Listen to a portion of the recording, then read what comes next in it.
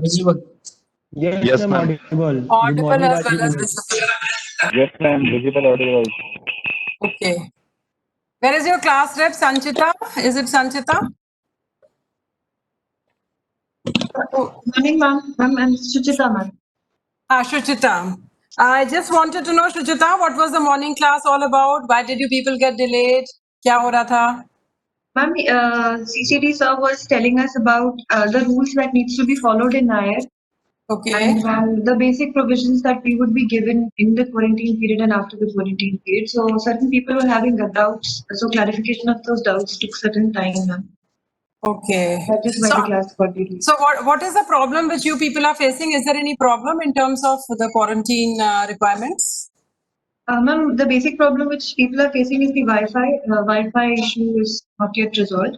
And Okay. ma'am, now as the tests of all the people are done and it's negative, so ma'am, the provision is we all want to we wanted the quarantine to end sooner than expected. So that was the issue being faced and that was being discussed.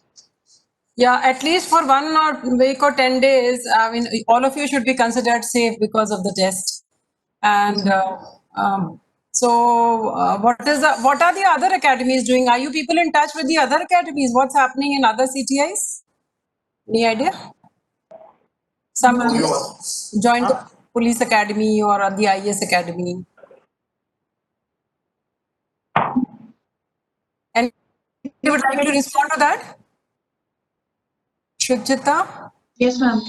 Ma'am, we are not very sure, but we've seen certain pictures of Labasana, ma'am. We believe rules are certain relaxed there compared to.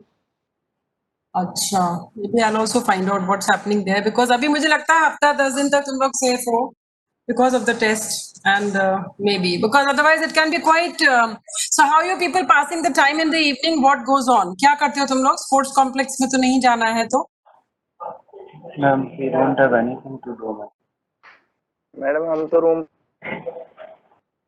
Ma'am लवासना में ma'am trekking पे भी ले जा रहे हैं ma'am वहाँ पे extra curricular activities ma'am start हो गई है अच्छा. and they have also joined with us ma'am also at the same time ma'am they have joined. हाँ, that And is everything why the decision was taken कि तुम लोग को भी join करा दूँ because academy. and they are doing everything as planned every year ma'am. Yesterday only I saw the pictures ma'am. They have gone for George some on trekking hills ma'am. हाँ, They were doing the हाँ, baby treks होते होंगे, Kempty Fall and yes ma'am. St. George's Bungalow. अच्छा, वो तो पास में ही है. अच्छा, तो let us. And we are also हाँ, so did you share this with your CDs? You must share this with your CDs so that they are also. ma'am, some people try to raise this concern ma'am in morning class ma'am, but I think we want to avoid cases because already 3 of you, I think 2 of you have tested positive, na? So I guess they are taking no chances. But we see as time progresses, as we become more confident that there are going to be no more cases, maybe they will relax. So that is one way of looking at it. So now we come back to, now the thing is, never let an crisis go waste. That is what I will tell all of you. कि अगर तुम लोग को समय मिल रहा है तो please थोड़ा पढ़ लिख लो रेलवेज के बारे में because this time will not come back again and you might as well study a little bit. Probably there will be a quiz after 3 weeks, maybe after Dashera or maybe in the first week of November on the things which I'll be teaching and my colleague Mr. KK Goel, he's also finance faculty here. So between the two of us, we will have a quiz and I would strongly advise you to start looking at railway related issues and I'm going to share content. Is this visible with all of you? To all of you? Not yet, ma'am. Ma'am share नहीं हुआ अभी. Acha, just 1 second. Just 1 second.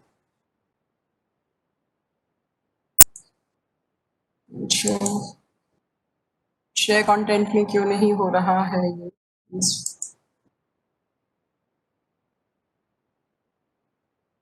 You have been removed from the meeting? No.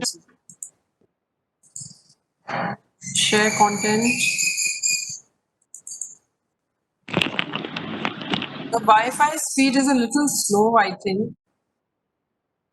Just 1 second. Microsoft PowerPoint. देखिए अब दिख रहा है? हो रहा है मैम, अभी हो जाएगा। ठीक है मैम, दिख रहा है। Okay, okay.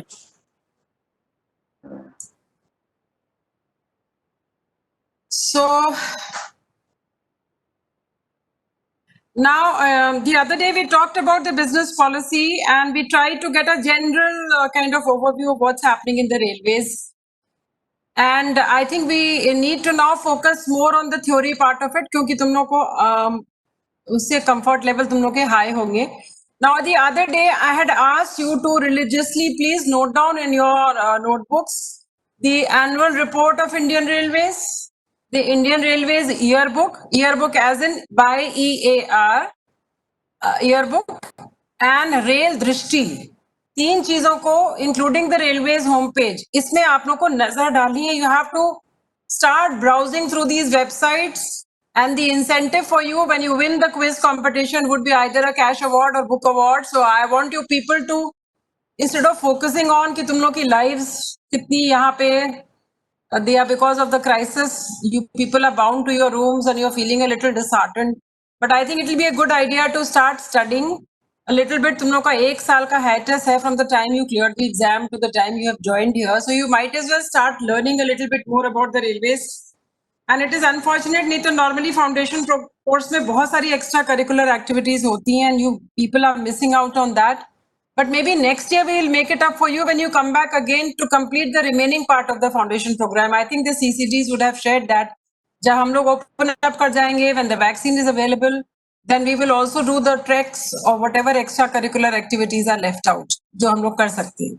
But not this year, because I feel that you can't take this pandemic very lightly, and it is unfortunate. So I just wanted to re-emphasize the fact that these 3 things you please study. And now we are going to talk about the merger of the railway budget, because I'm going to focus my session today on the financial policy and how it is linked to the business policy of the railways in the current situation. So please pay attention to what I'm telling you. My colleague, Mr. Goyal, will be teaching you about the accounting classification in the railways, which is the demand for grants, demand number 1 to 16, जिसमें कि revenue demands आपको अलग बताई जाएगी और capital expenditure demand number 16 Mr. Goyal आपको पढ़ाएंगे. So between the two of us, we would be covering the financial structure of the Indian Railways, which by itself is very huge. You cannot do justice to it in a couple of classes, but it should be sufficient.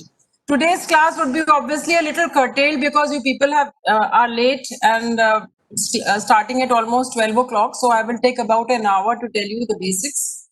Now, all of you know that the railway budget historically was always presented separately from the general budget.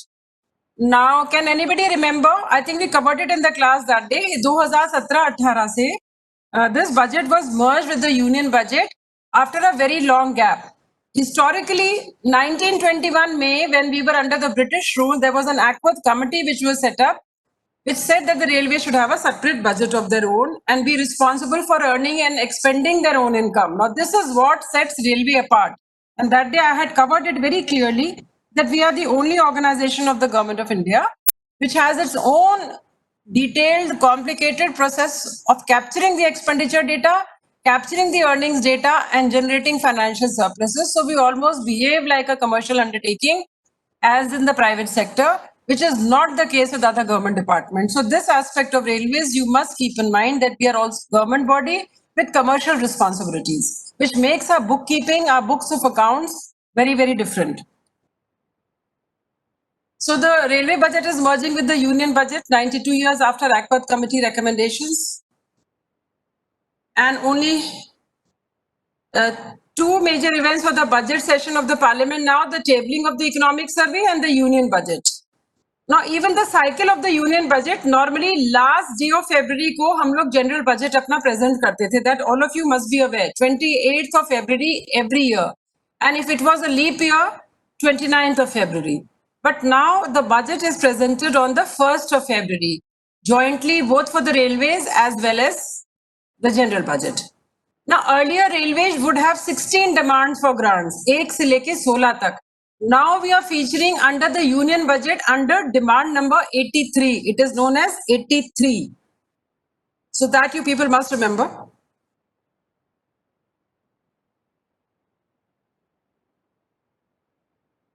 The two consequences are, if we ask you in the quiz question, what is the two major impact of the merger of the railway budget with the general budget? First impact is that we were paying dividend to the central government. What do you mean by dividend to the central government? कि railways में जितना भी पैसा लगाया है, उस पे rate of interest हम government को वापस करते थे, which will no longer be payable because now all our finances have become part of the finance ministry of the consolidated fund of India. तो अब हम लोग को dividend payment liability हम लोग की zero हो गई है.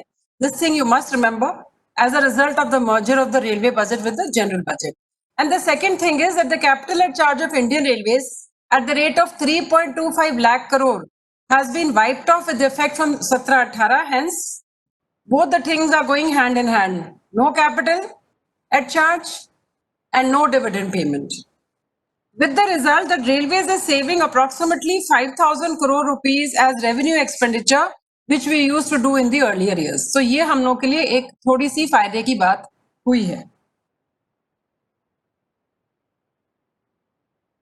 So it is the only organization in the government of India that pays for its wage bill. I'm reading out the red part. Pensions and working expenses. It also accounts for replacements and depreciations like any commercial concern and pays the dividend.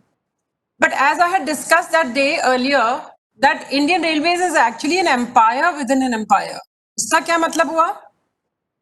The size and scale is gigantic. The United States, China and Russia are the only countries that have longer railway lengths measured in route kilometers. And we are the fourth largest railway undertaking in the world in terms of route kilometers. So we are competing with United States, China and Russia in terms of the length of the system. And we are a huge, huge system.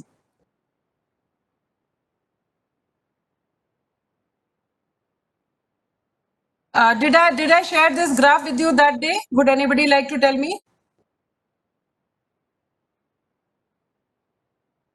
Operating ratio. What is meant by operating ratio? ये please आप लोग by heart याद कर लीजिए. Operating ratio is the index used to measure the operational efficiency and financial efficiency of the railways.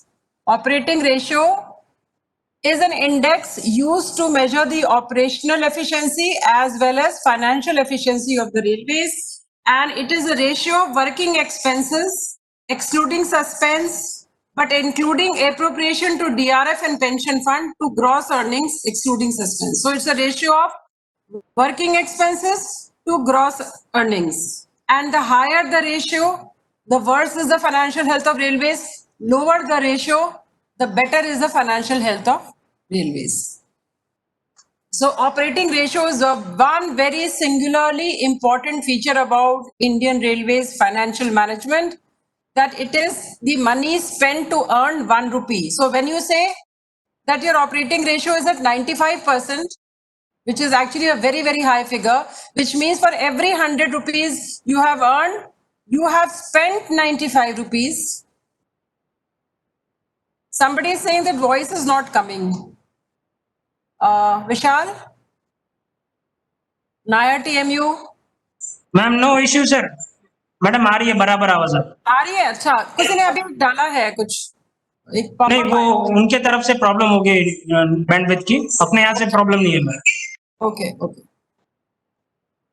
हाँ, तो suspense का एक क्वेश्चन आ रहा था, वो हम आपको बाद में बताएंगे. It's a good question. I am glad you are paying attention. So you please memorize what is the significance of operating ratio for the railways. And you must know that last 5 years में हम लोग का operating ratio has been at abnormally high levels. In fact, last year का it is about 96%. अभी final figures मिले नहीं हैं हम लोग को, but around 96, 98. So we are in a very precarious position. And when you say that your operating ratio is 95%, it basically means that if you have earned 100 rupees, 95 rupees has gone towards your working expenses and you have only 5 rupees to spare. As contrasted with this figure of 75.9%, which was a very happy year of 2007-8 and 2005-6, where we had an operating ratio of 75.9, which can be considered very healthy because we had 25 rupees to spare. I hope you people are understanding this concept. 100 रुपए कमाए, 75 रुपए खर्च किए, और 25 रुपए हमारे पास net financial surplus रहा. But the financial position of railways has been gradually declining, and there are 2 or 3 important reasons why it is happening. The first reason is the impact of the pay commission. So every 10 years, our operating ratio takes a hit because, Amit, you have a question? Okay. Tell me what your question is, Amit. I thought I will cover it fast because of the fact that we have lost out on time. Amit, what is your question?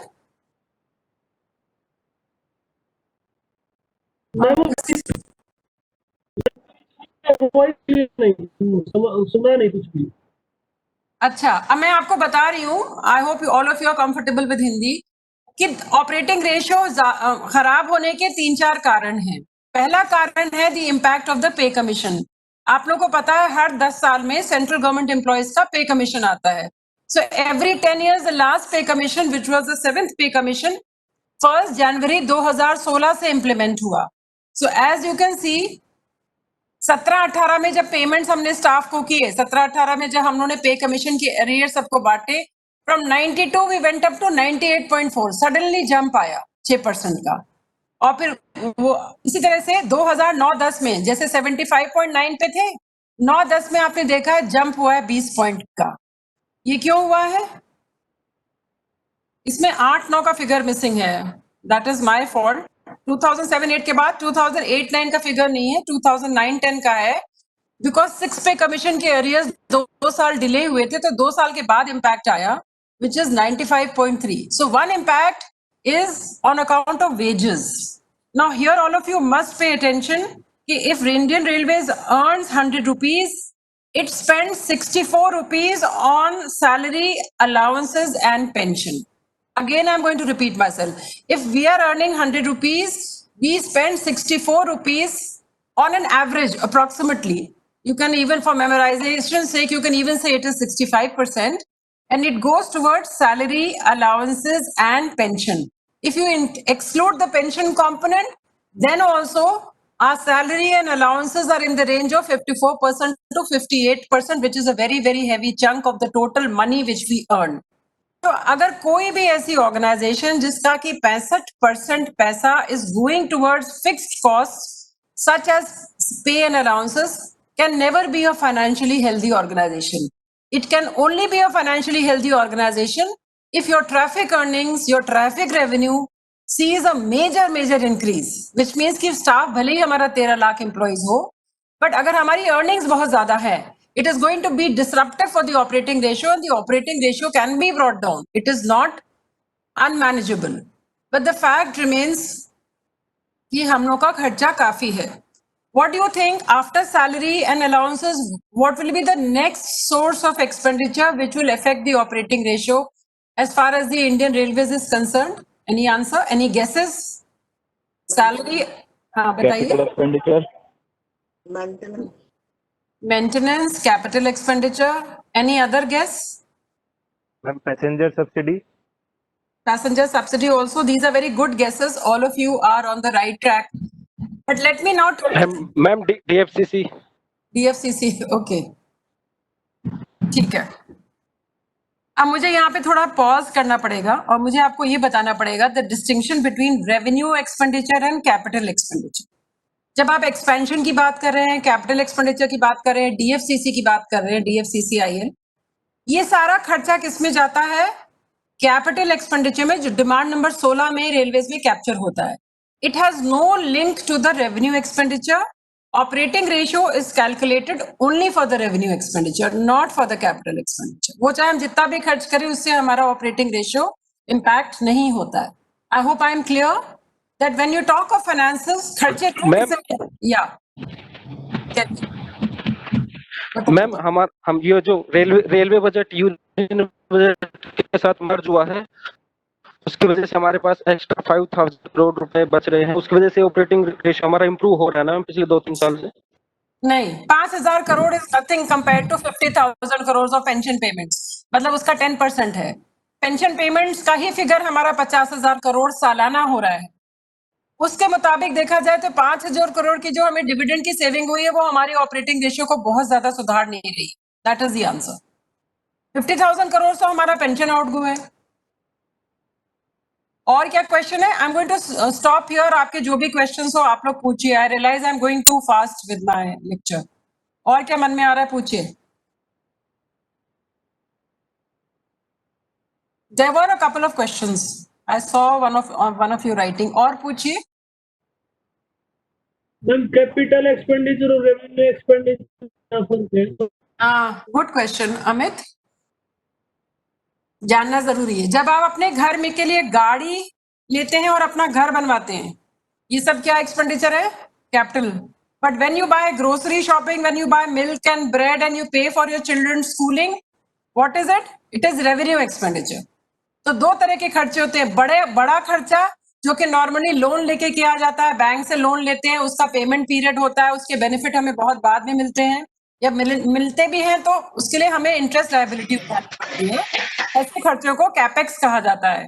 Capex meaning capital expenditure. So when you calculate operating ratio for the railways, you do not take into account capital expenditure relating to expansion, doubling, new lines, gauge conversion, DFCCIL. ये खर्चा हमारी books of account में operating ratio के लिए नहीं use होता है. Revenue expenditure से क्या मतलब है?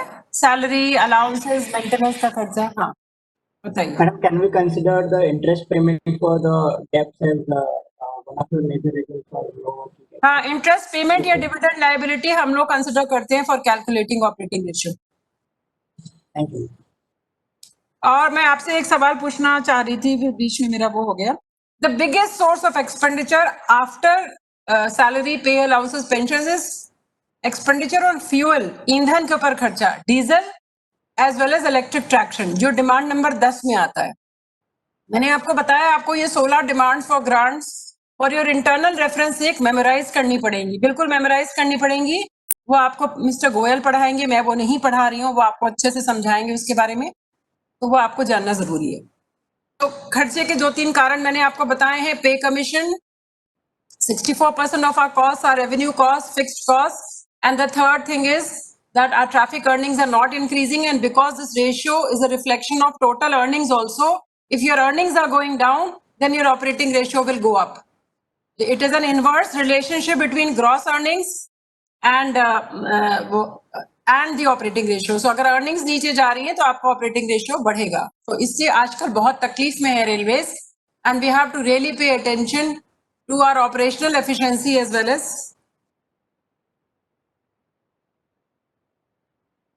Now this data of pensioners on was 31/3/2013 को 13.64 लाख पेंशनर्स थे.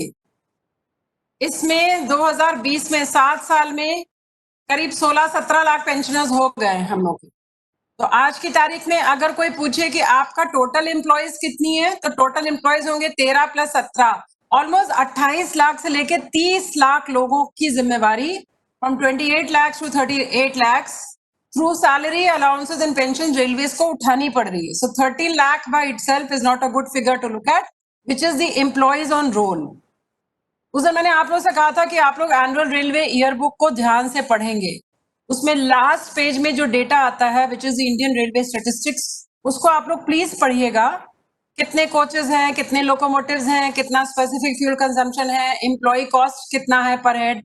वो डेटा को please chew over the figures, then you will have some interesting questions to ask. So if 13 lakh pensioners were there on 31/3/2013, and if this is the rate of, किसी साल 50,000 retire हो रहे हैं, किसी साल 35,000, किसी साल 40,000, अगर एवरेज निकाले 40,000, तो 2020 में लगभग कितने पेंशनर्स होंगे ये आप कैलकुलेट कर सकते हैं. So this is a very very huge financial burden जो कि रेलवेज को बेयर करना पड़ रहा है. Although you people are part of the new pension scheme, new pension system, तो आपकी लाइबिलिटी गवर्नमेंट को फिर भी बेयर करनी पड़ी है. 10% of your basic cost, basic पे हम लोग को बेयर करनी पड़ी है. 10% आप कंट्रीब्यूट करें तो कॉन्ट्रीब्यूटरी पेंशन स्कीम है. And you people don't have the luxury of provident fund which we used to have. We are part of the old scheme. तो प्रोविडेंट फंड का बेनिफिट आप लोगों को नहीं है. और दूसरा जो आप लोगों के साथ लॉस है वो योर पेंशन रिटर्न्स जो आपको मिलेंगे, those are taxable to the extent of 40%. और हम लोग के जो पेंशन मिलता है हम लोग को as per the old scheme, it is not under the tax net. तो ये दो डिसएडवांटेजेस हैं, plus your pension contribution is subject to market risk. ये तीन चीजें समझ में आ रही हैं? Your pension contribution under the NPS is subject to market risk. You are liable to pay. This is a contributory pension scheme, unlike the old scheme, which was non-contributory. We also had provident fund, which is no longer there in the new scheme. And the third thing is that your liabilities are taxable. So these are the disadvantages, but the government has tried to improve the new pension scheme for all of you. Earlier तो 100% taxable था, अब tax benefit दिया है. Contribution भी government का 10% से बढ़ के 14% हो गया है. This was done last year. Which means अगर आप 10% of your basic pay contribute कर रहे हैं, the government is going to contribute how much? 14%, 1/4. So that is added money in your pension kitty, which was not there all these years. जो 2004 से ये scheme शुरू हुई है, it was not there. So you people are joining at a slightly lucky time of the new pension scheme when the government contribution has increased. Ma'am but ये 14% से Covid pandemic की वजह से वापस 10% कर दिया आई थिंक अभी। So वो आप लोग को वापस रेस्टोर हो जाएगा, I think 1st of July से, isn't it? I don't think the government has reduced its own contribution towards NPS. Are you sure, Ronit? Yes ma'am, मैंने कहीं देखा था कि 14% से वापस 10% कर दिया, but for a certain time period, और वापस से रिस्टोर हो जाएगा। वो रेस्टोर हो जाएगा, जैसे कि डियरनेस अलाउंस भी फ्रोजन है अभी, 3 क्वार्टर का, मतलब 3 हाफ ईयरली का डियरनेस अलाउंस फ्रोजन है, वो 1 जुलाई 2021 से रेस्टोर होगा। और base year of calculating of dearness allowance भी रिवाइज कर रहे हैं, तो उसमें थोड़ा फायदा होगा सेंट्रल गवर्नमेंट एम्प्लॉयज का, but we are not going to discuss that. ये फंड्स आपको याद रखने हैं। What are the reserve funds of the railways? These funds are used, pension fund तो पेंशन लायबिलिटी क्लियर करने के लिए होता है। हर साल हम लोग थोड़ा थोड़ा इसमें अपने फाइनेंशियल सरप्लस से we contribute towards the pension fund. Depreciation reserve fund से हम लोग जितनी भी पुरानी लाइन को नई लाइन में बदलते हैं, जैसे मीटर गेज और नैरो गेज की है, तो जितना भी हम पुराने एसेट्स को रिपेयर करके, जैसे पुराना ब्रिज हो गया उसकी रिफर्बिशिंग कर रहे हैं, वो सारा पैसा डीआरएफ से लेते हैं। So this is the second. Now this is all capital expenditure, all the funds excluding pension fund, the rest is all capital expenditure under demand number 16। Okay, so DRF के लिए is another fund which we maintain. Railway development fund, वो खर्चा हम लोग करते हैं जब हम स्टेशन जैसे ब्यूटिफिकेशन कर रहे हैं।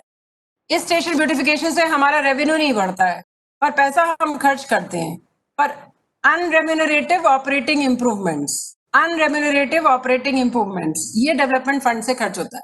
रेलवे कैपिटल फंड जो है वो ऐसी चीजों में खर्च होता है जिसमें कि हमें रेट ऑफ रिटर्न कम से कम 14% मिलता है ऑन पेपर। जैसे कि नई लाइन चलाते हैं, या किसी ट्रेन का हम पैसेंजर ट्रेन में हम कोचेस बढ़ा देते हैं, नए कोचेस खरीद लेते हैं, वो सारा हम लोग रेलवे कैपिटल फंड से फंड करते हैं whenever we are finding new assets. Debt service fund है कि जो हम लोग की बोरोइंग्स हैं, सबसे ज्यादा पैसा हम लोग कौन सी संस्था से बोरो करते हैं? There is a company under the railways which is known as Indian railway finance corporation. What is Indian Railway Finance Corporation? It is an NBFC. It is a non-banking finance company, जो कि railways का सारा rolling stock अपनी strength पे खरीदता है, by raising bonds, by borrowing money from the private sector, by using private equity or borrowing from international funding institutions and leasing out that rolling stock to railways and collecting money through lease charges. So वो जो lease charges हमें देने पड़ते हैं वो debt service fund में जाते हैं।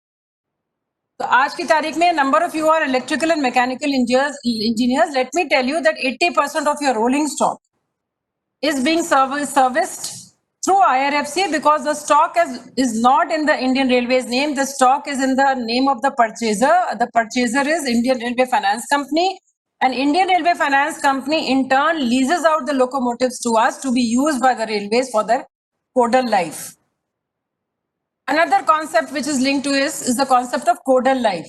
एक रेल पटरी की जिंदगी होती है 40 साल. After 40 years, it is supposed to be replaced by a new line. Similarly, a locomotive's life is about 35 years, or maybe for certain categories of locomotive, it is only 30 years. You will have to check that out whenever you have classes in mechanical engineering. And the life of a passenger coach is 25 years. The life of a second AC, 3 AC coach is 25 years. ये कोडल life का concept इसलिए लिया होता है क्योंकि हमें life cycle costing का मतलब बहुत सारी चीजें मैं आपको अभी बताना नहीं चाहती हूँ, in case you guys get confused. But you must understand what is the operational profitable life of an asset which we are putting to commercial use. Then we have to figure out whether in its operative life इसने कितना पैसा कमाया. That will be known as asset wise costing. वो हम लोग railways में काफी करने की कोशिश करते हैं और हमारे यहाँ एक ट्रैफिक कॉस्टिंग डिपार्टमेंट है रेलवे बोर्ड में, हर जोनल रेलवे में, जो इस तरह का कॉस्ट एनालिसिस का डेटा अपने साथ रखता है. जैसे इनकी लाइफ ऑपरेटिंग लाइफ एंड होने के बाद क्या करते हैं इनका, जैसे रेल हो या लोकोमोटिव और इन सब का? उनका ऑप्शन करते हैं. फिर उनकी कोडल लाइफ अगर ओवर हो गई है तो उनका डेप्रिसिएट बुक वैल्यू 0 हो जाती है. बट बुक वैल्यू 0 होने का मतलब ये नहीं है कि हमें ऑक्शन, तो आप लोगों को पता है कि railway auction is a very very big area of exercise, जो जिसका कि पूरा सिस्टम ही अलग है. उसको आपको स्टोर्स अकाउंट्स में पढ़ाया जाएगा, ये स्टोर्स मैनेजमेंट जब सिखाएंगे आपको. Our auction sales conducted, where are the auction sale depots, और हम लोग रिवर्स ऑक्शन में जाते हैं कि नहीं. तो railways is a very big scrap market. Railways का जब ऑक्शन होता है, इनफैक्ट स्क्रैप टारगेट्स बहुत हैवी रखे जाते हैं क्योंकि हमारे पास बहुत लोहा है, हमारे पास बहुत सारा कॉपर है जो कि सिग्नलिंग से और पुराने इलेक्ट्रिफाइड ट्रैक से निकलता है. We have a lot of unused batteries which come out of coaches. तो ऑक्शन सेल के थ्रू हम पैसा रिकवर करते हैं और रिजर्व प्राइस उसका वेट होता है. तो it's a very very interesting process. जो कंडेम हो जाती हैं रेल लाइन, स्लीपर्स और हमारे कोचेस और ओवरहेड वायर्स, उसका हम लोग ऑक्शन करते हैं, उससे बहुत पैसा कमाते हैं. और उसमें भी बहुत इरेगुलरिटीज हैं. There are lots of scams which we unearth कि ऑक्शन स्क्रैप सेल्स. बताइए पंकज, कुछ पूछ रहे थे आप? स्क्रैप वैल्यू में कितना परसेंट रिकवर हो जाता है मैम? जैसे 100 रुपए का लोकोमोटिव था तो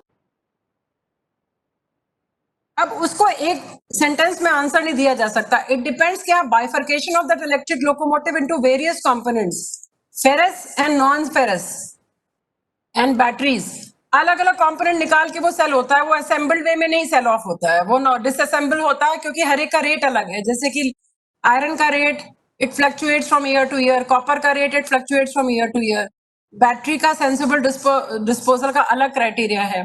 तो वो उसको डिसअसेंबल करके हम लोग बेचते हैं क्योंकि कोडल लाइफ के बियॉन्ड उसको हम रीसेल नहीं कर सकते कि पता चला 35 साल का लोग है उसके बाद हम लोग कह रहे हैं कि हम इसको रीसेल में कहीं निकाल दें. ऐसा नहीं होता है.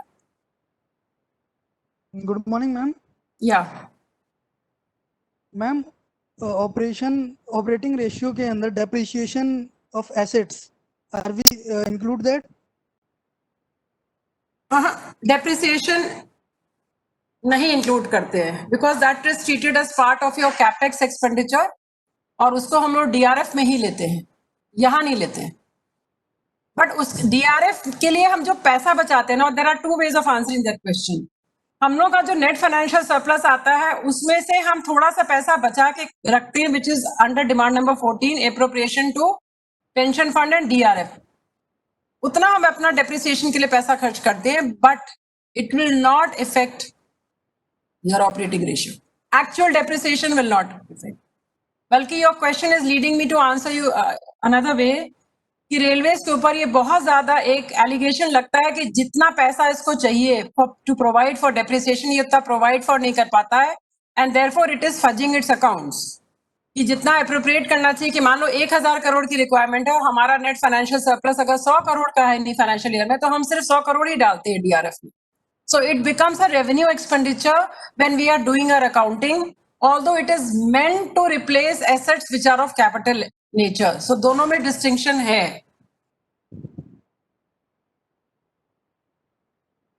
Question important. कुलदीप, कुछ समझ में आया? थोड़ा कॉम्प्लिकेटेड हो गया. तो ऐसा है, मान लो 100 करोड़ की रेलवे लाइन बिछानी है आपको हर साल. आई am just giving a hypothetical example. और आपको 100 करोड़ का प्रोविजन फिर अपने नेट फाइनेंशियल सरप्लस में डेप्रिसिएशन के लिए करना है, पर आप कर पाते हैं सिर्फ 20 करोड़. तो 80 करोड़ का जो बैकलॉग है वो फिर बोरोइंग्स के थ्रू रेलवेज में आता है, जिससे कि हम 100 करोड़ का रिप्लेस कर सकें. और ये जो 20 करोड़ का हम जो प्रोविजन करते हैं, that is not treated as capital expenditure, it is treated as revenue expenditure in our books of accounts. That is our system of accounting and it is treated under demand number 14. So although the expenditure will go towards meeting a capital asset in the future, but it is provision for it is treated as a revenue expenditure. Ma'am मैं इससे ज्यादा नहीं समझा पाऊंगी, उतना ही मुझे भी पता है because this accounting goes on in railway board. We don't do it at a zonal railway. हाँ, so yes, you wanted to ask something? Ma'am depreciation fund को हम लोग एक तरह से रेवेन्यू एक्सपेंडिचर में कंसीडर कर रहे हैं कैलकुलेशन में। नहीं, रेवेन्यू की ये तरह डिफरेंट नहीं, है ना? ये डिफरेंट है. इसमें depreciation reserve fund is different. Provision for it comes out of revenue savings, therefore it is under revenue. तो मैम बेसिकली फ्यूचर टारगेट्स हाँ, अर्निंग्स रेवेन्यू कहती है. Earnings are not capitalised. Are you people with me? जो हम पैसा कमाते हैं, it doesn't go under capital head. तो उस पैसे से क्योंकि हम लोग डाइवर्ट कर रहे हैं, so it goes under revenue. Okay ma'am. किसी टेंजिबल एसेट में चूंकि वो एक्सपेंड नहीं हो रहा तो वो कैपेक्स में नहीं आ रहा, रेवेन्यू में जा रहा है। हाँ, रेवेन्यू में जा रहा है. अर्निंग से एप्रोप्रिएट किया जा रहा है. You understand? Earnings are of revenue nature. उस अर्निंग से हम 20 करोड़ निकाल के रख देते हैं to fund our capital requirement, चाहे वो डीआरएफ में जाए चाहे किसी और चीज में जाए. तो क्योंकि हम revenue, earnings are treated as revenue, तो उसका उसी से अपोर्शन करके हम डीआरएफ में लिए जा रहे हैं, तो उसको रेवेन्यू की तरह ही ट्रीट करा जाता है. The rest of the money comes from borrowings by the finance ministry. हाँ, बताओ. डेप्रिसिएशन में बेसिकली आप अर्निंग से स्पेंड कर रहे हो इसलिए आप उसको रेवेन्यू में ले रहे हो। हाँ, and earnings are revenue receipts. Actually, मेरे क्लास में एक्चुअली फर्स्ट क्लास होनी चाहिए. The concept of revenue receipts and revenue expenditure and the concept of capital expenditure and capital receipts. पर धीरे धीरे आप लोगों को समझ में आएगा. अभी तो ये फर्स्ट क्लास है, so but I am just trying to give you the overall picture. अब एक बहुत बड़ा रेलवेज में हर 15 साल में हो रहा है. इकोनॉमिक मतलब कुछ भी नहीं आता है, तो इसलिए थोड़ा ज्यादा हो रहा है. ये बात तो सही है. और उसके ऊपर से मुझे भी बहुत टेंशन है, क्योंकि मुझे ऑनलाइन क्लासेस लेने में बिल्कुल मजा नहीं आता. Otherwise, I would have explained on the blackboard, on the whiteboard. I would have given handouts to you. अब आप लोग को सेल्फ लर्निंग मोड में जाना पड़ेगा. मैं अभी आपके सीसीडी से भी बात करना चाह रही थी, क्योंकि ये फर्स्ट टाइम हम लोग के लिए भी है. सेल्फ लर्निंग मोड में जितना जाएंगे उतने ज्यादा आपके क्वेश्चंस पॉलिश होते जाएंगे. और अभी आप हम लोग के साथ 8 दिसंबर तक है, और क्योंकि आप लोग की बाकी एक्टिविटीज बंद हैं, तो आप लोग को थोड़ा पढ़ना ज्यादा पड़ेगा, which is a good use of your time. क्योंकि बाद में आपको रेलवेज में समझने का मौका बिल्कुल नहीं मिलेगा. If you don't take your probation period seriously, which is what I tell all my probationers. And let me also tell you कि हम लोगों ने अपने प्रोबेशनर्स के स्टैंडर्ड्स बहुत रिलैक्स कर दिए, क्योंकि जब हम लोगों ने करा था अब 32 इयर्स अगो प्रोबेशन, तो हम लोग डिपार्टमेंटल्स में फेल हो जाते थे. अकाउंट्स के डिपार्टमेंटल एग्जाम्स इतने टफ होते थे कि 50% जनता फेल हो जाती थी. तो कहाँ तो यूपीएससी हम लोग पास करके आए हैं. We are considered the best brains of the country. और कहाँ हम local departmentals of railway staff college, पहले ये रेलवे स्टाफ कॉलेज कहलाता था, हम लोग फेल करते थे. Such was the pressure of taking the probation seriously. अब मैंने देखा है कि I should not be telling you this, पर आप लोग 100% पास हो जाते हो हर एग्जाम में. अब वो डायल्यूशन ऑफ स्टैंडर्ड क्यों हुआ, कैसे हुआ, I don't know, but it has been happening over a period of time. It is a rarity that anybody is detained या probation extend होता है because departmentals clear नहीं कर. थोड़ा पढ़ना तो पड़ेगा बच्चों. And I always believe in the power of study. जितना आप लोग पढ़ोगे उतना आप लोगों को समझ में आएगा, उतना आप इंटेलिजेंट क्वेश्चन पूछोगे, और उसके लिए हम लोग हर तरह की मदद करने के लिए तैयार हैं. और आप लोगों को बहुत सारा रीडिंग मटेरियल भी अवेलेबल कराया गया होगा. बट अभी शुरू में आपको अपना रीडिंग मटेरियल ही बहुत कंफ्यूजिंग लगेगा. You will not be able to comprehend because railways is technically, financially, managerially a very very complex organisation. अब अभी हम लोग से पूछो, हम लोग इतने सालों से काम कर रहे हैं. Every day we discover something new about the railways. इतना मैसिव है. Therefore please get into the learning mode. मैं आप लोगों से यही रिक्वेस्ट बार बार कर रही हूँ. Please feel free to mail in your questions to us. I will be happy to answer you. No, I don't think those 2 books are enough. एक किसी ने क्वेश्चन पूछा है कि वो जो 2 किताबें दी हुई हैं, क्या वो इनफ है? I am going to give you a quiz next week. देखते हैं आप लोग कितना समझ गए हो, कितना नहीं समझे हो. I will be giving an online quiz to you through Google Classroom, जिसमें कि हर बंदे के पास डिफरेंट सेट ऑफ क्वेश्चंस आएगा, जिससे आप लोग क्रॉस टॉक करके एक दूसरे से पूछ के ना आंसर दो. तो I will do that. But try reading through it. But उससे बेहतर है कि आप एनुअल रिपोर्ट ऑफ रेलवेज धीरे धीरे पढ़ना शुरू करो. आप धीरे धीरे रेलवे की ईयर बुक पढ़ना शुरू करो, किसी भी साल की उठा लो. और सबसे ज्यादा तो अगर आपको ज्ञान चाहिए तो कंट्रोलर एंड ऑडिटर जनरल की ऑडिट रिपोर्ट्स ऑफ रेलवेज, अगर आपने 1 साल की audit report from page 1 to page 100 पढ़ डाली, you will get to understand how this railway works, this massive organization, और किस तरह के मुद्दे उठते हैं जिसमें हमें ऑडिट को जवाब देना पड़ता है. That is the best learning tool for you. Can anybody repeat the 3 publications which will help you understand railways over and above the online lectures? कौन रिपीट करेगा? शुचिता तुम बताओगे या कोई और बताएगा? सुयश बताएगा. Annual report of the Indian railways का मैम, एक ईयर बुक है, देन देयर इज रेल दृष्टि, एंड आपने भी सजेस्ट किया कैट रिपोर्ट और इंडियन रेलवेज ऑफिस का है ना. सीएजी रिपोर्ट पढ़ लो तुम लोग. हाँ, किसी भी साल की you go to the controller and auditor general की वेबसाइट, उसमें रेलवेज आप टिक करिए, आपको साल दर साल की हर साल की एनुअल सीएजी रिपोर्ट मिल जाएगी. 2017-18 की उठा के पढ़ लीजिए, 18-19 की उठा के पढ़ लीजिए, और एक जनरल रीडिंग लगा लीजिए. धीरे धीरे आपको, अगर ये 3 बेसिक रीडिंग आपने कर ली, 4, आपको धीरे धीरे एक पिक्चर बनने लगेगी. क्योंकि ऑनलाइन क्लासेस में कितना हम लोग, what is your mechanical professor teaching you at the moment, your electrical professor, stores, I am coming from accounts and personal, it's a huge amount of information जो कि ऑनलाइन पढ़ा रहे हैं हम लोग, and it is a very very difficult task. I agree with you, but don't lose heart. I for one am a very passionate teacher. मैंने 4 साल लबासना में बिताए हैं, 4 साल मैंने इरिटम में लगाए हैं. You please come to me with your questions through email. I'll be more than happy to answer you. अरे you guys are very smart. आकांक्ष, अभी इतनी जल्दी मत करो. 8 दिसंबर को जब तुम लोग छोड़ोगे रेलवे स्टाफ कॉलेज या NAIR as it is called, तो तुम लोग को बहुत कुछ समझ में आ जाएगा. अभी मत घबराओ. But I feel sorry for you guys. तुम लोग को बुला भी लिया है और फिर तुम लोग कमरे में बंद हो. मुझे बहुत खराब लग रहा है. I feel very sad when I look at all this. And I feel even sadder because I was unlucky enough to get corona last month in September. And because I'm a senior faculty member, I cannot take my health for granted now. Even I am quite stressed out, if you truly ask me. हाँ पंकज, क्या पूछ रहे हो तुम बताओ? Pankaj, you had a question.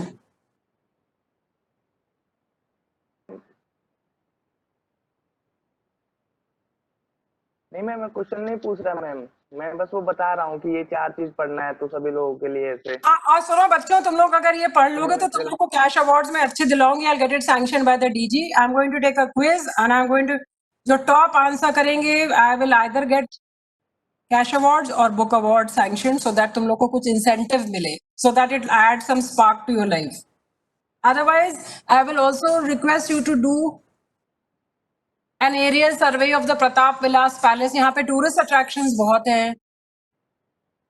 And अगर तुम लोग का ये वो खत्म हो जाएगा quarantine, then you see a lot of winter birds coming to the Nair campus. बहुत सारी चीजें हैं.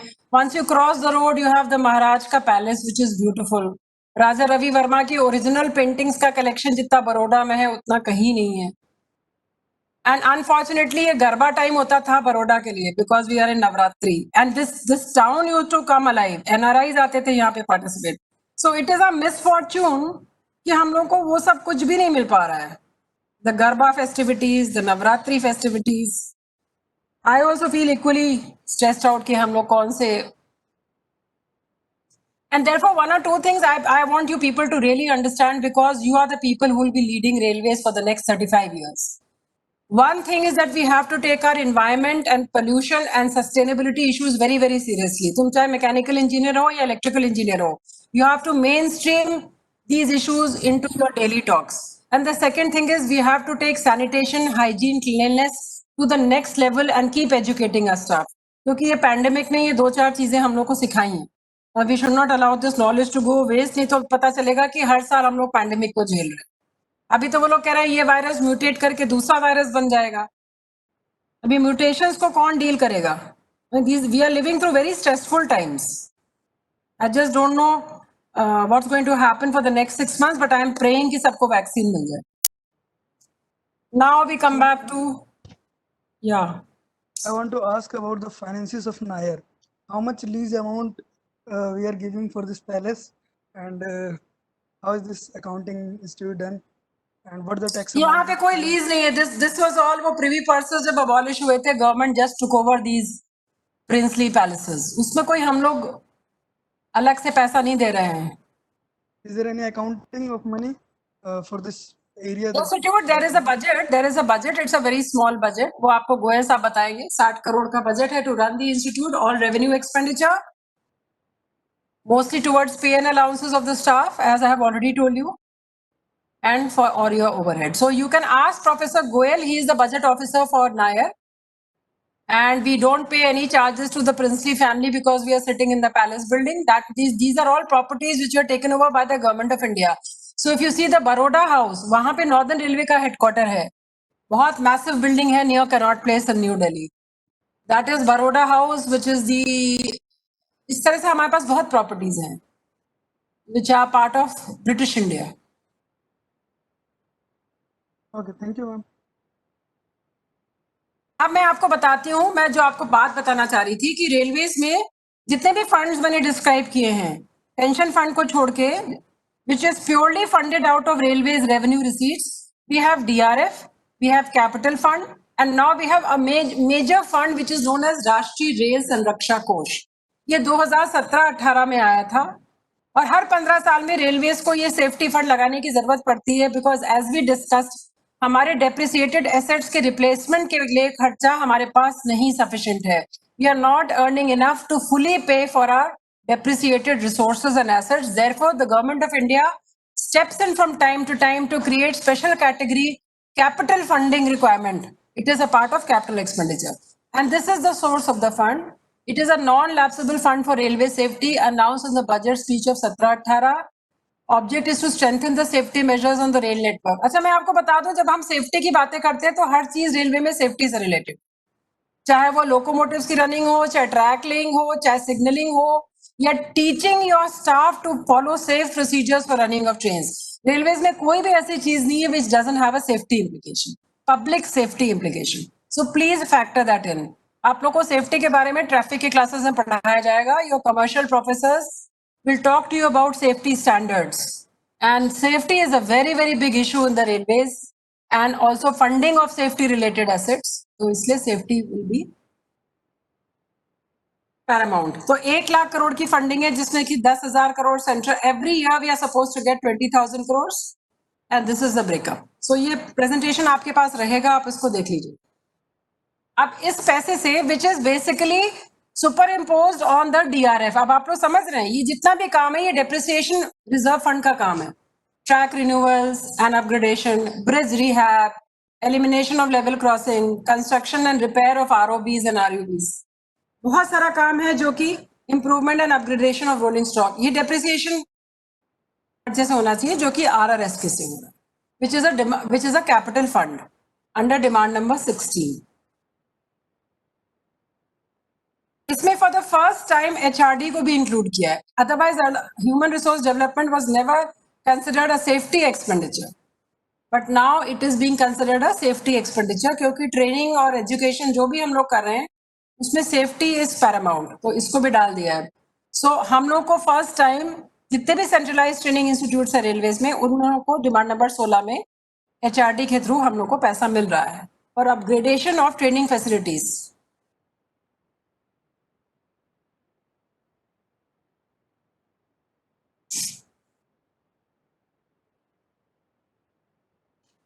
इस स्लाइड को दिखाने का एक ही पर्पस है. Whenever you say railway fund balances, it is equivalent to cash in bank.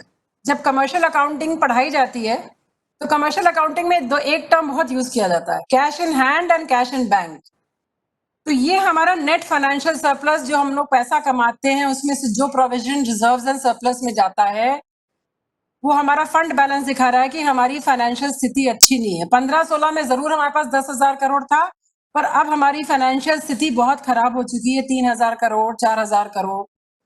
For an organisation जिसका एनुअल खर्चा 2 लाख करोड़ हो और जिसकी एनुअल अर्निंग 2,20,000 करोड़ है, उसमें अगर हमारा कैश इन बैंक सिर्फ 3,000 करोड़ बचता है to provide for your capital expenditure, then it goes to show कि रेलवेज की फाइनेंशियल हालत अच्छी नहीं है. अभी आपकी देयर आर 2 फिगर्स. जितनी मेहनत हम लोग कर रहे हैं ट्रेनें चलाने में, local trains, passenger trains, freight trains, This is our projection for 1920, 2,16,675 crore. This I think has been reduced by 10,000 crores because इस financial year में जनवरी, फरवरी, मार्च में लोडिंग काफी कम थी, तो ये करीब लगभग 2,05,000 करोड़ हो गया है. Now you can see कि हम लोग का implications कितने, 1,96,000 करोड़, ये हम लोग की ग्रॉस ट्रैफिक रिसीट्स. तो ग्रॉस ट्रैफिक रिसीट से आप लोग क्या समझेंगे, किन चीजों में हम लोग पैसा कमाते हैं? What are our sources of earning? Free passenger है और ट्रांसपोर्टेशन है. Main sources goods earnings, secondary sources passenger earnings, third sources sundry earnings, जैसे scrap sale है. Scrap sale comes under sundry earnings. जो स्टेशन पे हम लोग दुकानों को लीज आउट कर देते हैं, कार पार्किंग लगा देते हैं, एडवर्टाइजिंग का पैसा कमा लेते हैं, ऑक्शन सेल्स के थ्रू कमाते हैं, वो सारा सी कैटेगरी ऑफ अर्निंग्स है, मिसलेनियस. तो वो सारा मिला जुला के हमारी ग्रॉस ट्रैफिक रिसीट्स में आता है. और ये देखिएगा आपका फिगर है ग्रॉस ट्रैफिक एक्सपेंडिचर का, 2,05,000. Net financial surplus after providing for pension fund and after providing for DRF हमारे हाथ में 3,000 या 4,000 करोड़ बचता है.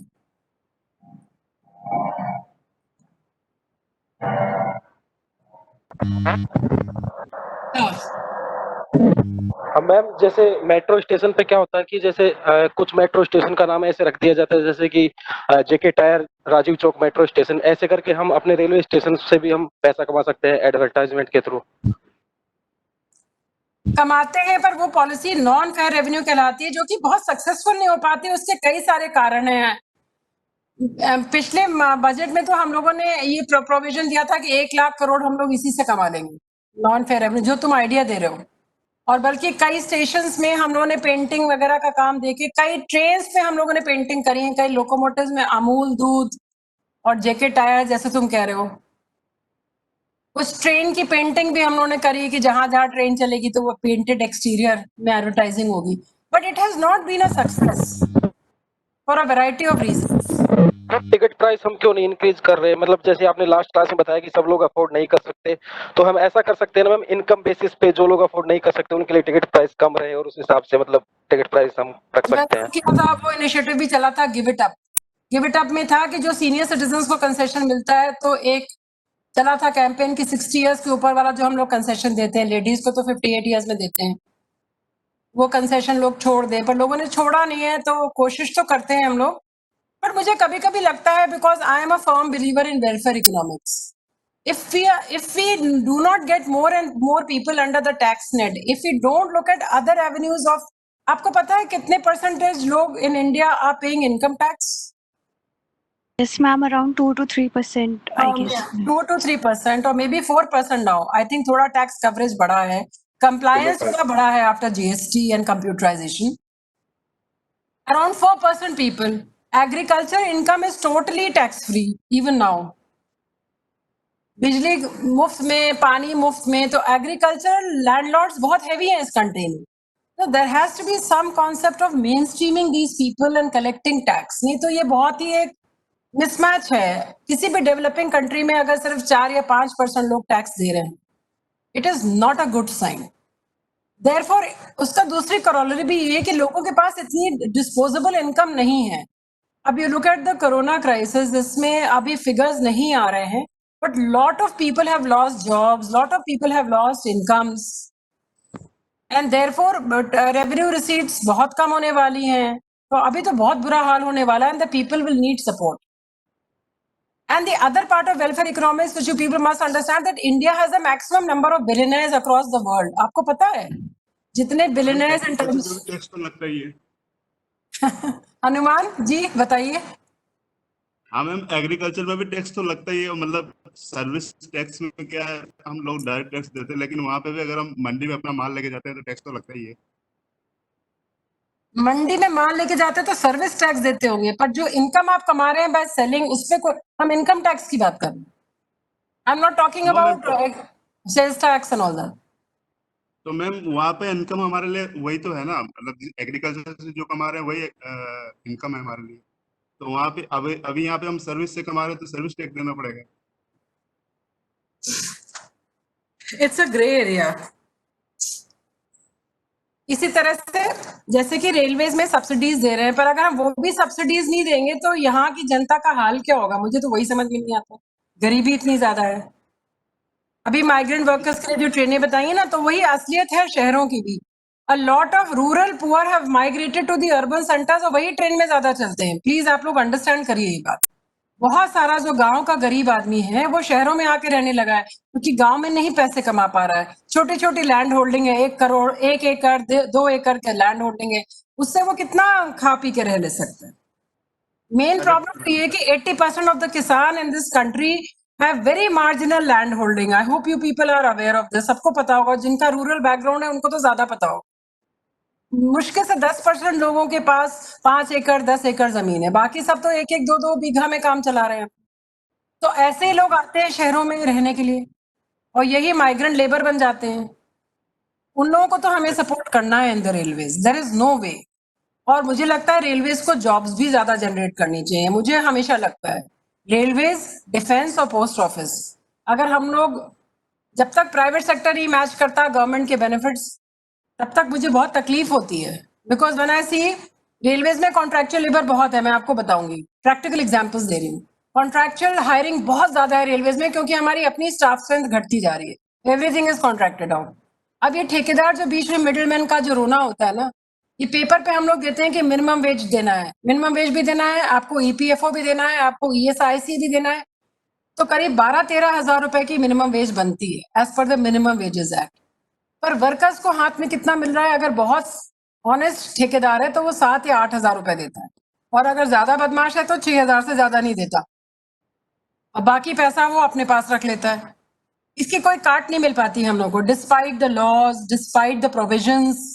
इतना sheer violation of labour laws है इन दिस कंट्री। जब तुम लोग काम करोगे तुम लोग को खुद ही समझ में आएगा, क्योंकि जितना कॉन्ट्रैक्ट हैंडलिंग तुम लोग करोगे, डेली तुम लोग यही देखोगे कि ठेकेदार गरीब लोगों का पैसा मार रहा है।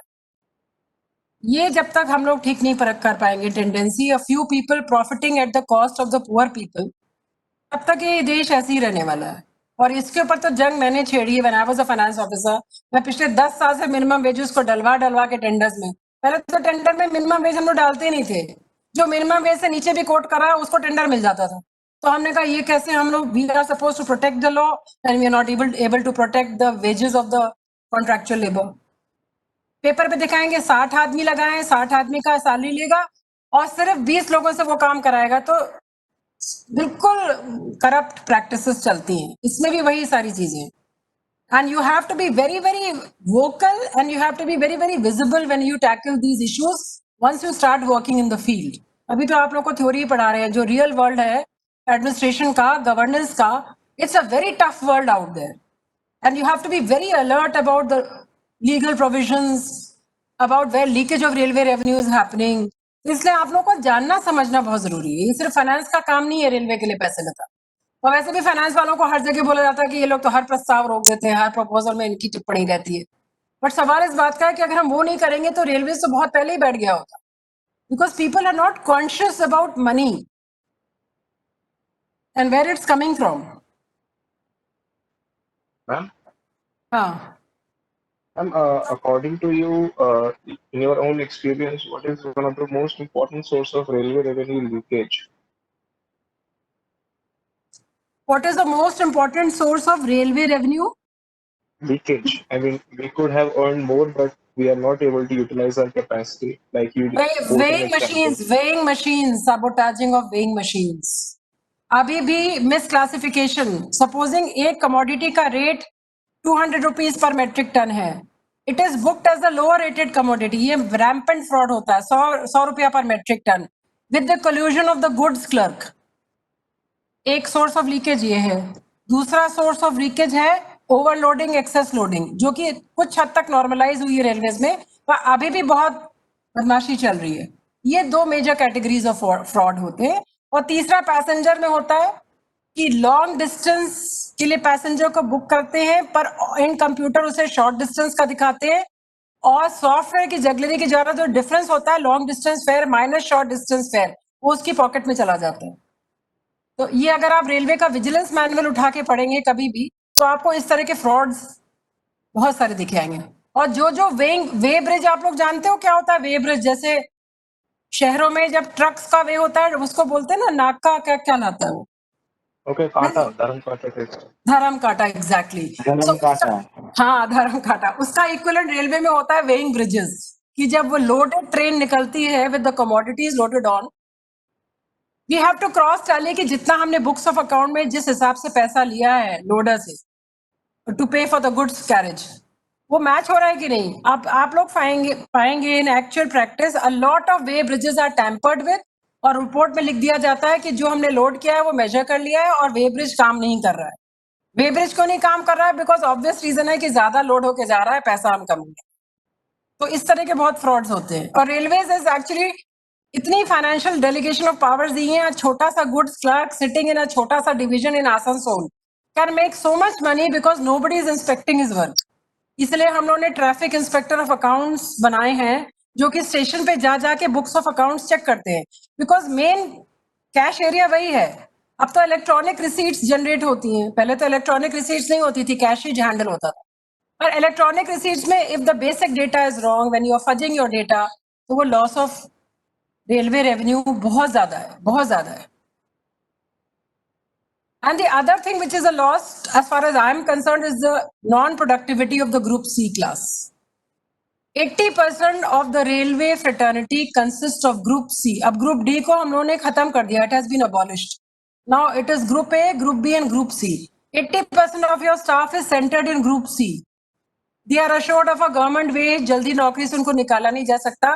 उनकी प्रोडक्टिविटी क्वेश्चन करनी चाहिए because officers are always under pressure officer को तो खटाक से उठा के ट्रांसफर हो जाएगा if you not working well बेला भेज दिए जाओगे बेलापुर भेज दिए जाओगे हाजीपुर भेज दिए जाओगे but group C productivity needs to be tackled they have to give a return I will give you logic railways में जो सबसे कम तनख्वाह पाता है उसकी सैलरी है 25,000 रुपए I know of several BTech engineers MBAs good class 1 students who don't get a salary. I come from Uttar Pradesh.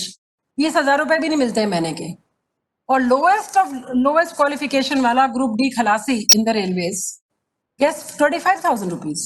So there is a mismatch, and this is where I feel that the private sector is not working hard enough for our hardworking individuals, and that is why government jobs के लिए इतना वो है. But railways में आप लोग के साथ या बताओ. So yes. Basically, so you're saying is we are suffering from overstaff and overpay at the same time. I'm not saying that. That's a different way of looking at it. I would say that there are patches of staff scarcity in several areas, and there are patches of staff excesses in several other areas. And we have, अगर हमारा पास staff कम हो गया तो हमने सारी चीजें outsourcing करना शुरू कर दी. तो जो अभी हम लोग ऑन रोल काम कराते थे वो हम आउटसोर्स करके करा रहे हैं. जितने भी ड्राइवर्स हैं सारे आउटसोर्स्ड हैं. पहले सारे drivers of commercial vehicles industrial vehicles passenger vehicles railways में अपने होते थे. सारे ड्राइवर्स की कम्युनिटी खत्म हो गई है. But we are doing hiring of vehicles now. तो पैसा तो खर्च हो रहा है बट पैसे का जैसे मैंने आपको बताया ना कॉन्ट्रैक्ट लेबर में कितनी प्रॉब्लम्स है. मैम एक आउट ऑफ कॉन्टेक्स्ट क्वेश्चन है. या क्या पूछ रहे हो जोर से बोलो. मैम जो यस मैम जो ये TAD के सर्विसेज थी वो खत्म कर दी है या अभी पता नहीं क्यों खत्म कर रहे हैं. आई don't know who has I am sorry don't quote me out of the class पर मुझे लग रहा था कि that is also one way of removing social iniquity in this country. अब TAD के कौन बनते थे. मैंने तो जितने भी अपनी लाइफ में अपॉइंट किए हैं 3 किए हैं. Every 10 years I used to appoint 1 because of change of place of posting. सब गरीब लोग आते हैं गांव से जिनके घर में रहने को नहीं है ठीक से खाने को नहीं है पॉवर्टी में रहते हैं और 4-5 साल में they are absorbed in the mainstream office as an office fuel. तो मैंने तो 3 लोगों की जिंदगी में जो बदलाव देखा है उनका घर जो गांव में कच्चा था वो पक्का हो जाता है. पहली बार अपनी माँ को सोने की एक चेन खरीद के दे पाते हैं वो लोग. They have lived in such I feel it's a very good social मतलब ये बैकडोर एंट्री सही. तो मुझे लगता था ये हम लोग के हाथ में एक पवित्र काम करने का मौका था अगर वो ले लिया जा रहा है because nobody looks at the social angle. वो गलत बात है. मुझे तो यही लगता है इसको नहीं हटाना चाहिए. रेस्टोर होना चाहिए.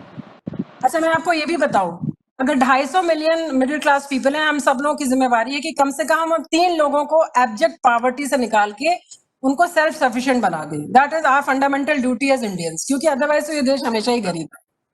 तो अब मुझे बड़ी खुशी होती कि चलो 3 लोगों को लगा दिया सरकारी नौकरी में, they are away from me, they no longer work from me, they have now become office fuse. और इस तरह से बहुत लोगों का भला हुआ है, बहुत लोगों का भला हुआ है।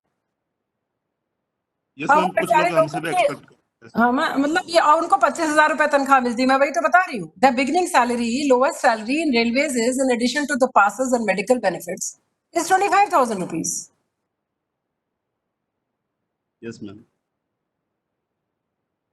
बल्कि pay disparity 7th pay commission ने बहुत कम कर दी है। The pay difference between a group D staff lowest category and you people at the highest category with कितना डिफरेंस है सैलरी में? अभी तुम लोग का टेक होम सैलरी कितनी है?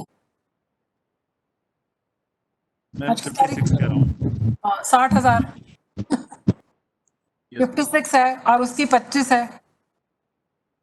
मुझे लगता है ये डिस्पैरिटी जो है थोड़ी मतलब ज्यादा, मतलब ये इसका गैप कम होता जा रहा है। पहले मतलब उस पुराने जमाने के हिसाब से देखा जाए तो आप लोगों की beginning salary should have been in the range of minimum 80,000 rupees, जो पहले गैप था between group D. Are you with me on this? समझ में आ रहा है मैं क्या कह रही हूँ? Yes, ma'am. पे कमीशन था, 6 पे कमीशन था, जो average class 1 officer vis a vis the group D employees में जो पे गैप था वो इस रेंज का था। तो उस रेंज को अगर हम लोग प्रोरेटा अभी एक्स्ट्रापोलेट कर दें in the current day salary, your salary should have been around 80,000, पर वो हुआ नहीं है एक्चुअली। तो अब बहुत सारे मिसमैचेस हैं because we are very senior, we have seen the system for so very long. हम लोग को सारे डिफेक्ट्स बहुत जल्दी दिखते हैं, but I don't want to pollute your young minds. You should be very thankful that you have joined a good system with a good defined pay packet. And the other thing is, railways is so huge. आप country के किसी भी भाग में posting चाहोगे आपको मिल जाएगी। This is not a luxury available to your IAS IPS counterparts. उनको अगर तमिलनाडु मिला है and they belong to Himachal Pradesh, फिर उनकी पूरी जिंदगी तमिलनाडु में कटनी है, वाइस वर्सा। आप तमिलनाडु के हैं, आपको हिमाचल भेज दिया गया, आपको वहां की सर्दी नहीं बर्दाश्त होगी, भाषा नहीं बर्दाश्त होगी, पर पूरी जिंदगी आपको वहीं निकालनी है। रेलवेज में सबसे बड़ा तोहफा है, आप जहां भी काम करना चाहो, जिस भी पार्ट में करना चाहो, even if you don't get the zone of your choice, sooner than later you will be posted there, and that is a very very big blessing. पूरा देश आपका है। I started my career with Bombay, then I wanted to go back to Lucknow, and then I went back to Lucknow, and then I wanted to do teaching, I went to Mussoorie. तो deputation के कितने options हैं? बहुत ही ज्यादा। मैं तो कहूँगी, और आप लोगों को मैं ये भी कहूँगी, 5 साल के बाद जब आपका जे ग्रेड वगैरह का कंफर्मेशन हो जाए, पर आप लोग स्टडी लीव लेके अपनी पढ़ाई को आगे बढ़ाइएगा। स्टडी लीव की एक बहुत बड़ी फैसिलिटी है, where you get full pay, full benefits. It is treated as if you are on duty. और आपको 2 साल की स्टडी लीव मिलती है। तो आप अपना MBA करना चाहें, कोई और हायर स्टडीज के लिए बाहर जाना चाहें, जिसकी फंडिंग गवर्नमेंट ऑफ इंडिया से मिलती है, तो आप लोगों को वो ऑप्शन जरूर यूज करना है। So 4-5 years from now, after you finish your probation, utilize the power of the study leave and enhance your education on full pay. ये कौन देगा इतना सारा बेनिफिट? ये गवर्नमेंट नहीं मिलता है। I owe my PhD to the railways. I'm PhD also from a good university, Jamnalal Bajaj, because मेरा घर जो था चर्च गेट बॉम्बे में, उसके ठीक सामने Jamnalal Bajaj management institute. In those days, it is still is one of the top 10 institutes. तो मुझे लगता था I'm living right across such a premium management institute. Why don't I use it? And that's what I did. So I'm always very grateful for the kind of things which railways brings to you, provided you know how to use it. तुम लोगों के साथ बात करने में इतना मजा आ रहा है कि मैं को जो पढ़ाना है वो तो पढ़ा नहीं पा रही हूँ। बात है। पर मैं तुम्हें क्या करूंगी, ये प्रेजेंटेशन तुम लोग के साथ शेयर करेंगे, ठीक है? इसमें बहुत डेटा है, it is a data intensive मुझे अच्छा लग रहा है मैम प्रैक्टिकल एक्सपीरियंस सुन के ना। अच्छा तो लग रहा है बेटा, पर मुझे तो ना इस तरह से मतलब ऑनलाइन क्लास से मुझे बिल्कुल मजा नहीं आता। मेरे को तो इतने महीने हो गए किसी बच्चे की शक्ल ही नहीं देखी, ऐसा लग रहा है। हम लोग तो इतने महीनों से यहाँ रह रहे हैं, कोई नहीं था, और अब तुम लोग आ भी गए हो तो भी ऑनलाइन क्लासेस हैं। मैम गरबा भी नहीं हो रहा है। अमित भाई तुम अपना कुछ आप लोग प्लीज कोशिश करिए कि आप लोगों की थोड़ी लाइफ में एक्टिविटी लेवल थोड़े बढ़ जाए आफ्टर 1 वीक और सो। सीडी से बात करिएगा, सीडी से बात। 26 अक्टूबर के बाद सर बोल रहे थे कि फेसेस को ओपन करेंगे, तो शायद फेस टू फेस लोगों से बात। हाँ, कम से कम मतलब सोशल डिस्टेंसिंग करके हम। हाँ, actually it's a very tough phase for all of you. अभी क्या बोलने का, तुम लोग तो फिर भी यंग हो, हम लोग को तो और डिप्रेसिंग लगता है। वी वांटेड टू एंजॉय कि चलो बच्चे आते हैं तो हम लोग को भी अच्छा लगता है, बात करने में अच्छा लगता है, शेयरिंग आवर एक्सपीरियंसेस में बहुत अच्छा लगता है। फिर तुम लोग के कल्चरल प्रोग्राम्स हम लोग मिस कर रहे हैं। Within the first week of joining cultural programme होता है, वो तो महीनों से ऐसा लग रहा है कुछ हुआ ही नहीं है। एनीवे, मैम अब कब होगा कल्चरल प्रोग्राम? अगर होगा तो भी कब होगा मैम? अब दिवाली के आसपास होगा। आई एम श्योर फायरवर्क्स तो करेंगे ना हम लोग दिवाली पे। 14 नवंबर की दिवाली है, तो आई सपोज 10th अक्टूबर के आसपास there should be something. In the meantime तुम लोग को क्या है, थोड़ा बहुत पढ़ाई कर लो, थोड़ा नेटफ्लिक्स देख लो। तुम लोग क्या सिविल सर्विसेज लिखा है कोई? किसी ने दिया है क्या? 4 अक्टूबर को जो एग्जाम हुआ था किसी ने लिखा है क्या? होगा, वो हो चुका है। मैम कैसा गया पेपर, कैसा गया? ठीक था? मैम ठीक था। वैसे मैं हमेशा कहती हूँ कि जो भी सर्विस मिली है ना, मुझे लगता है वही तुम लोग का भाग्य है और अच्छा भाग्य है। मैं तो हमेशा अपनी कहानी बताती हूँ, उस दिन भी बताई थी कि मुझे रिग्रेट नहीं हुआ कि आईएएस क्यों नहीं मिला। मुझे लगा मुझे रेलवेज ने इतना सिखा पढ़ा दिया है, उसके सहारे मैं बाहर भी जाके पढ़ा आई हूँ, तो फिर और कहाँ जाने की जरूरत है? It's a learning organisation and you must utilise it, which is why I am repeatedly telling you people कि प्लीज तुम लोग ये बेसिक किताबें उठा के थोड़ा पढ़ना शुरू कर दो। फिर एक अच्छा सा हम लोग क्विज कंपटीशन करेंगे, मे बी लाइव क्विज करेंगे तो और अच्छा लगेगा। I will ask Swayambhu if he can organise it. Is very tech savvy। तुम में से अगर कोई टेक savvy हो तो प्लीज वॉलंटियर करो, तो हम लोग एक ऑनलाइन क्विज कर लेंगे। कोई है टेक savvy? शुचिता, शक्ल तो दिखा दो, शक्ल तो दिखा दो बेटा। शुचिता, सीआर की तो शक्ल देख लें सब लोग। शुचिता, Am I visible? हाँ यू आर विजिबल। कौन से रूम में हो? अतिथि में हो? कहाँ पे हो? Yes, ma'am. Atithi, ma'am. 105. Okay शुचिता बेटा, एक ऑनलाइन क्विज के बारे में सोचो। Do activities which we can do online, ऐसा कुछ सोच Yes, सकते हो ma'am. तुम लोग? I'll discuss with the group.